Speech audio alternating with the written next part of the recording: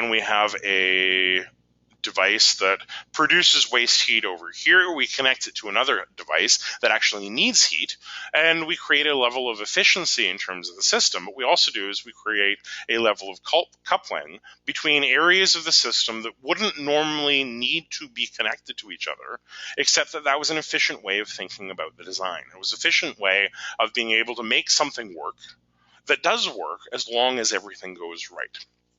What normal accidents theory basically outlined is that's great in principle, and it's wonderful when things go right, but what happens when things actually go wrong? And using events like 3 Mile Island disaster, and a number of key other ones, Bhopal, the chemical accident there was another one they looked at, to develop a theory of how and why accidents may actually be more normal than we expect them.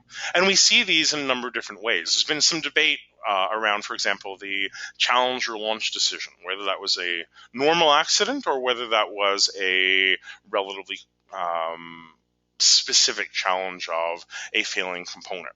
I would argue the case that it's a normal accident. There are a lot more moving parts to that, but I'll use a more recent example to actually illustrate what we're talking about here. About 6 years ago now, 31st of May 2009, Air France 447, an Airbus 330 en route from Rio de Janeiro to Charles de Gaulle, crashed.